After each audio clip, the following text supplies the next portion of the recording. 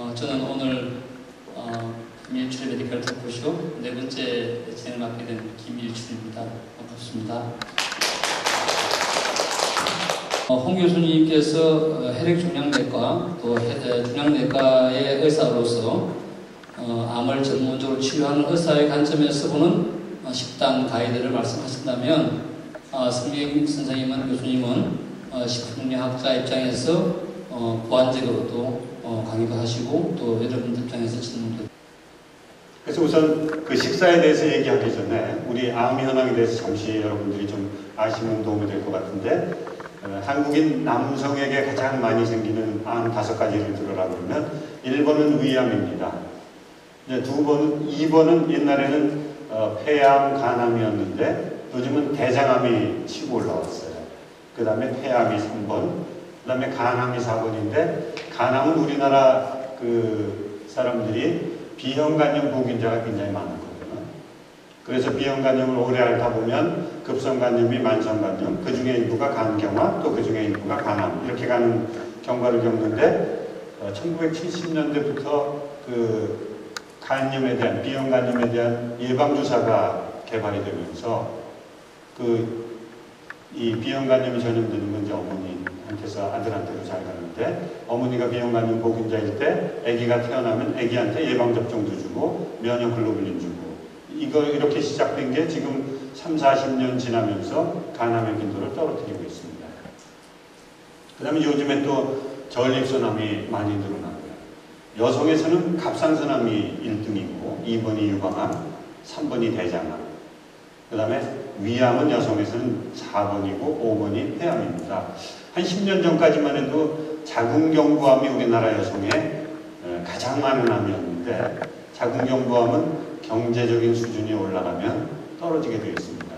요즘 미국에서 그 자궁경부암 연구하는 사람들이 어디 가서 하냐면요, 멕시코 가서 합니다. 미국에서는 자궁암을 볼 수가 없으니까. 또 아마 여러분들 들으셨지만 요즘은 그 청소년기에 있는 그 여학생들한테 그 휴먼 파필로마 바이러스라는 바이러스에 대한 예방접종을 하면 자궁암 발생이 줄어든다고 해서 예방접종을 시작했으니까 아마도 10년, 20년 뒤에는 자궁암은 더 심각하게 줄어들 겁니다. 그래서 우리나라 여성암이 1번은 갑상선암이고 2번이 유방암이라는 게 여러분들이 기억을 하시면 좋을 것 같습니다. 그 성인병을 예방하는 식사하고 일치합니다. 그래서 굉장히 여러분들이 이미 알고 계시거나 또는 이해하시고 기억하기 쉽게 되어 있는데, 자, 우리 뭐 학교 다닐 때 3대 영양소 다 배우셨죠? 그러면 당분, 단백질, 지방, 그게 3대 영양소인데, 자, 암을 예방하기 위해서 당분이 어떤 역할을 하는가 보면, 우리 뭐 단백질이나 지방은 동물성이냐 식물성이냐에 따라서 뭐 암하고 관련이 있는데, 당분은 100% 우리는 식물에서 얻기 때문에 이건 뭐 식물성이냐 동물성이냐를 따지지 않습니다. 그다음에 뭐 쌀에서 얻은 그 당분하고 보리에서 얻은 당분하고 크게 당분 자체가 차이가 나지 않습니다. 그래서 종류에는 무관한데, 다만 당분을 많이 먹어서 살이 찌면 그때는 암이 생길 가능성이 많다. 그리고 이제 요즘 들어서 그 영양학자들이 당화지수라는 걸 얘기합니다. 글라이세믹 인덱스. 그래서 당화지수라는 거는 이 음식을 섭취하고 혈당이 올라갈 때까지 걸리는 시간을 얘기하는데, 빨리 올라가면 당화지수가 높은 거고 천천히 올라가면 당화지수가 낮은데, 당화지수가 높은, 그러니까 섭취하고 혈당이 빨리 올라가는 식품은 암 발생하고, 특정 암 발생하고 연관이 있다. 지금 그렇게 생각을 합니다. 나중에 아마 선미경 교수님 강의 또 자세히 나올 거라고 생각해요. 자, 이제 당분은 그렇습니다. 두 번째, 단백질. 단백질은 식물성과 동물성인데, 당연히 동물성 단백질은 암 발생하고 관련이 있습니다. 동물성 단백질이라는 게 대부분 고기죠. 그래서 암을 줄이려면 단백질을 식물에서 섭취하자. 식물은 우리 뭐 콩으로 만든 단백질이 대표이고, 콩으로 만든 두부, 된장, 순두부, 청국장, 뭐 다 콩밥, 뭐 이런 것들이 콩과 관련된 식물성 단백질인데, 이거를 많이 섭취하는 분들은 암 발생을 줄일 수 있겠다. 그 다음에 그래도 뭐 어떻게 고기를 안 먹냐. 그래서 조금 뭐 비린 걸 그래 좀 먹어보자 그러면 등푸른 생선을 먹자. 그래서 이제 뭐 삼치라든지 고등어라든지 꽁치라든지 뭐 연어라든지 뭐 이런 그 생선들은 그 안에 있는 지방질이 그 암 발생을 억제하는 쪽으로 작용하는 지방질이 많이 있기 때문에 그 암을 예방하는 데 도움이 되겠다. 그래서 등푸른 생선을 먹자. 이제 이렇게 얘기를 하는 것이 보통입니다. 그 다음에 이제 이제 세 번째 지방질입니다. 당연히 동물성 지방질이 그 문제를 일으켜서 암 발생 가능성을 높이고 식물성은 적게 일으킵니다. 그래서 그 이유는 포화지방산이 많은 동물성 지방질은 암 발생과 관련되고 불포화지방산이 많은 식물성 그 기름은 암 발생을 줄인다. 그런데 이제 그 여성들의 경우는 그 유방암이 여성들한테는 많이 생깁니다. 우리나라 두 번째로 많은 암이잖아요. 그런데 그 여성들한테 식물성 기름을 먹는데 이 콩기름이나 옥수수 기름 같은 다중불포화지방산을 먹는 군하고 올리브 기름 같은 단일 불포화지방산이 주가 되는 기름을 먹는 군하고 비교했더니 5년이 지나니까 유방암 발생 빈도가 달라지더라고요. 그 다음 당연히 여성들은 식물성 기름도 콩기름이나 옥수수 기름처럼 다중불포화지방산이 주인 기름보다는 올리브 기름 같은 단일 불포화지방산을 드셔야 돼요. 저는 이제 저희 집은 저 빼놓고 다 여성인데, 그래서 저희 집은 식용유를 그냥 올리브 기름을 씁니다. 올리브 기름이 쉽게 타고요. 음식 조리할 때. 그리고 또 맛이 좀 덜하긴 하지만 그 올리브 기름을 씁니다. 근데 올리브 기름도 이제 뭐 전문적으로 얘기하면 그게 버진이냐 뭐 그렇지 않느냐에 따라서 그 가열했을 때 그 안에 있는 뭐 그 단일 불포화지방산이 많이 소실되고 안 되고 뭐 그런 이제 문제가 있긴 하나, 여간 기본적으로 식용유는 여성들의 경우는 올리브 기름을 드시는 게 좋겠다. 그래서 식물성 지방들을 드시고 여성의 유방암 발생을 고려한다면 단일 불포화지방산이 주인 기름을 드시는 게 좋겠다. 이렇게 이제 정리가 되겠습니다. 그 외에 중요한 것은 신선한 야채, 과일에 많은 섬유소, 그거를 많이 드시는 게 필요해서 뒤에 이제 얘기가 나옵니다만 섬유소를 많이 드셔야 되겠고, 이 섬유소는 과일 또는 야채뿐 아니라 곡물의 껍질에도 굉장히 많기 때문에 뭐 현미 드시는 분들이 많이 계시잖아요.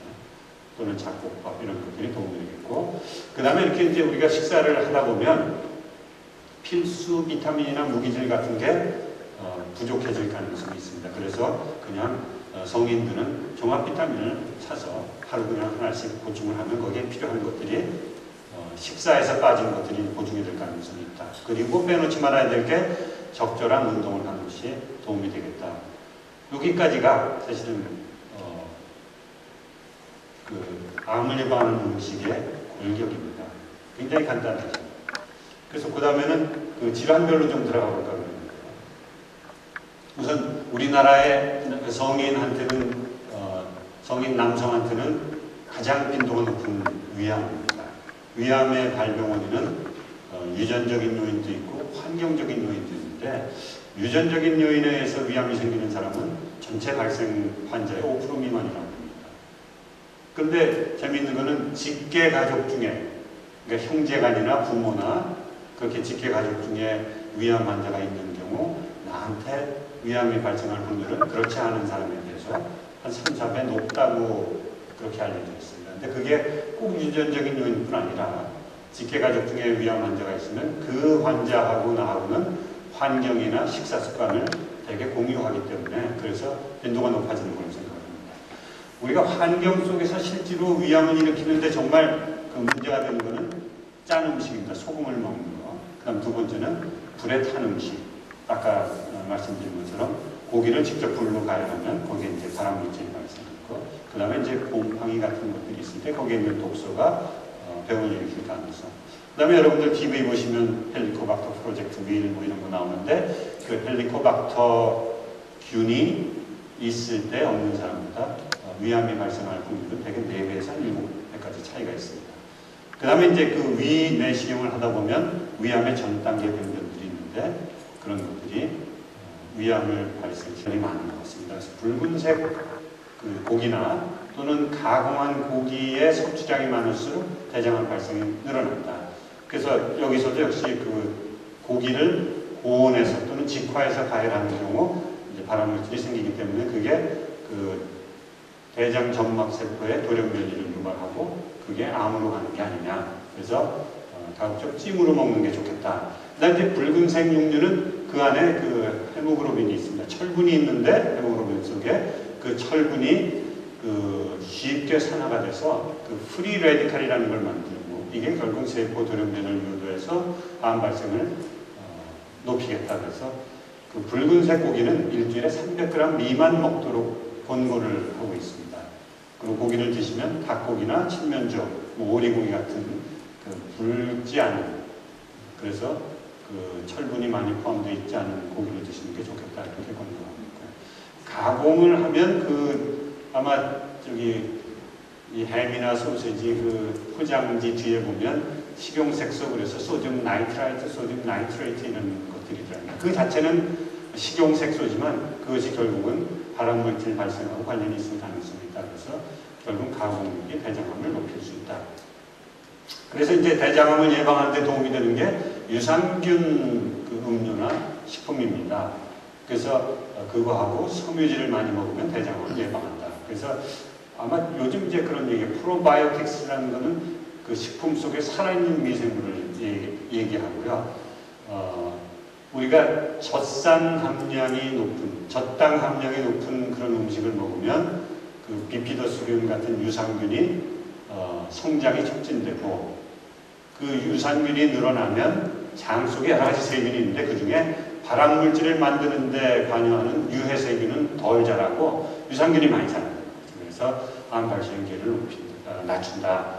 그 다음에 이제 우리가 먹으면 소화되지 않고 장까지 도달하는데 그게 이런 유산균 성장에 도움이 되는 그런 것들 프리바이오틱스라고 합니다. 그래서 이눌린, 프록토올리고당, 락틸로스, 섬유소 이런 것들이어서 결국은 그 프로바이오틱스 그 미생물하고 그 미생물의 먹이가 되는 프리바이오틱스가 같이 들어가는 걸 이제 신바이오틱스라는 거예요. 그 대표적인 게 요구르트가 되겠습니다. 그래서 유익한 미생물하고 그 먹이가 되는 영양소인 유당이 동시에 함유되어 있는 것들을 먹는 게 결국은 도움이 되고, 아까 말씀드린 것처럼 섬유소는 채소나 과일, 곡물의 껍질에 많으니까 그런 것들을 많이 섭취하는 게 도움이 되겠다.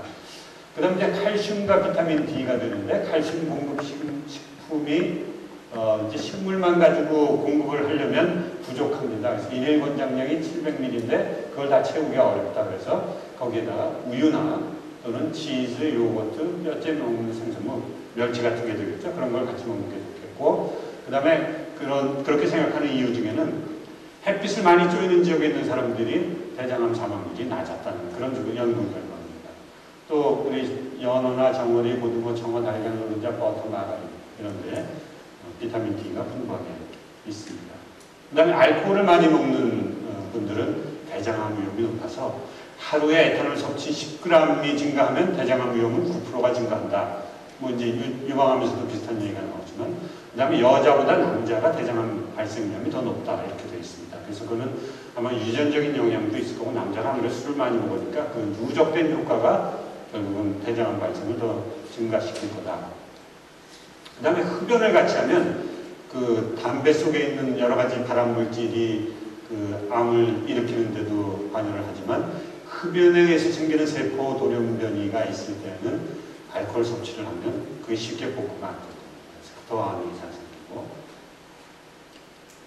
자, 그 다음에 이제 유방암을 예방하는 식사, 어떻게 하면 유방암을 예방할 수 있을까? 그래서 여기서 아까 우리가 당화지수라는 거 얘기했지만 혈당을 빨리 높이는 식품을 피하는 게 좋겠다. 그래서 그 당화지수가 이렇게 식품마다 계산이 되어 있습니다. 이 영양학자들이 써서. 그래서 당화지수가 나쁜 거. 예를 들어서 쌀밥하고 잡곡밥이 있으면 잡곡밥이 당화지수가 낮습니다. 그러니까 쌀밥만 먹는 것보다 잡곡밥을 드시는 게 훨씬 그 암 발생 가능성을 낮출 수 있겠다. 그 다음에 지방 함량이 낮은 음식을 먹는 게 좋겠다. 그래서 체중이 증가하든지 지방 섭취량이 증가하면 당연히 유방암 발생이 증가한다는 거죠. 그 다음에 채소를 많이 드시는 게 유방암 위험을 감소시킨다.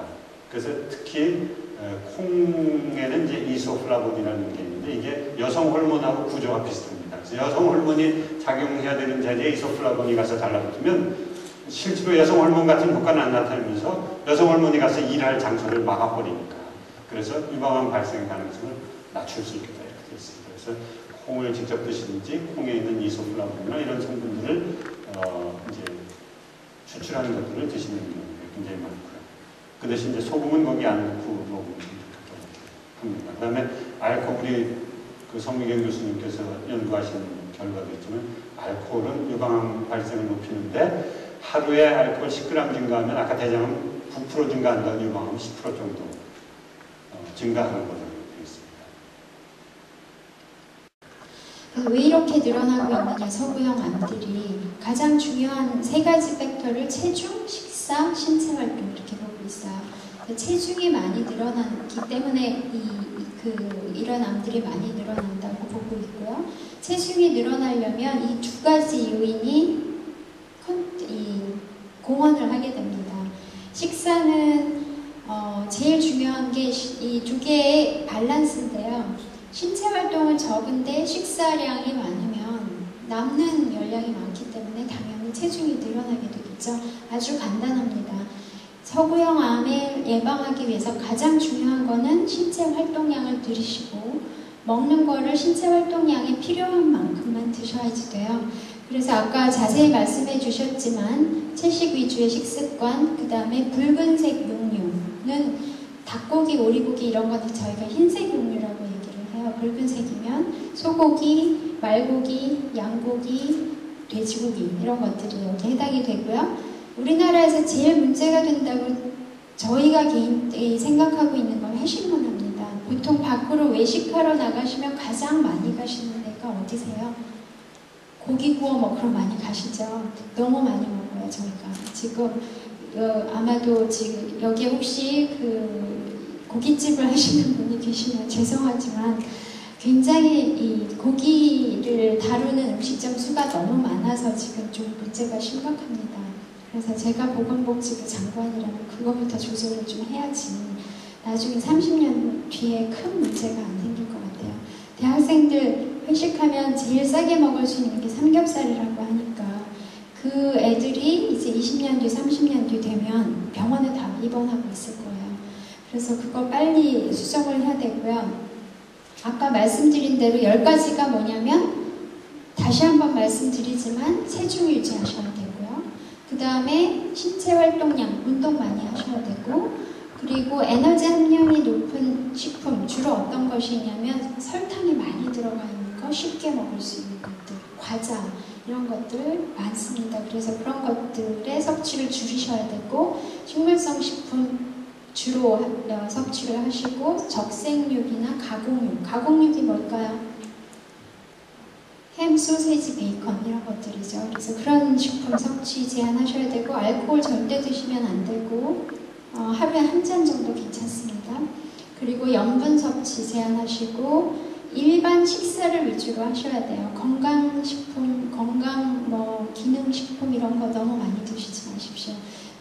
가능하면 일반 식품으로 다 해결을 하시고 나한테 특히 이게 부족하다 혹은 내가 건강상 이런 문제가 심각해서 식사로는 다 할 수 없다 그럴 때만 보충제를 드셔야지 됩니다.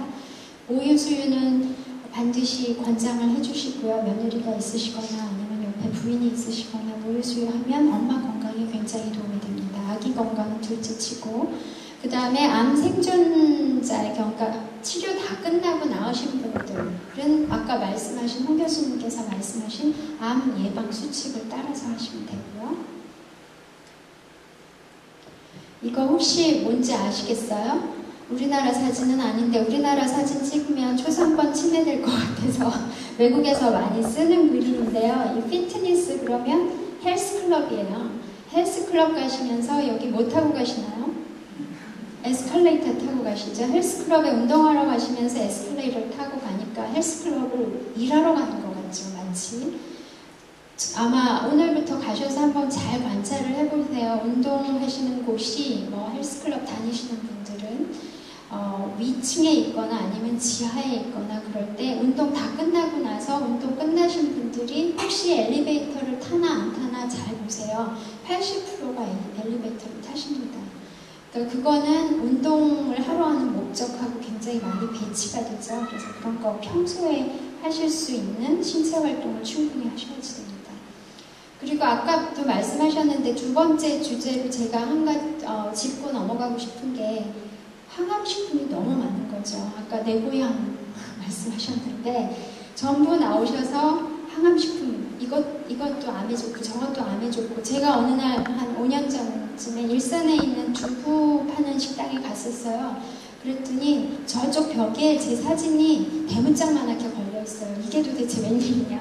가서 봤더니 제가 옛날에 학회에서 콩을 먹으면 이러이러해서 좋습니다라고 동물 실험한 결과를 발표한 적이 있는데 그거를 두부집에서 크게 타이틀을 뭐라고 뽑으셨냐면 콩이 항암식품이라서 먹으면 절대 암에 걸리지 않습니다. 이렇게 써놨어요. 당연히 두부집이니까 강조하고 싶은 거는 아시겠는데 그거는 사실하고 같지 않고 사실하고 같지 않은 거를 대부분 다 얘기를 하고 있습니다. 그래서 혹시 궁금하신 게 뭐 있으실 것 같아서 몇 개만 찝어서 말씀을 드리면 항암식품이 그럼 왜 이렇게 많을까?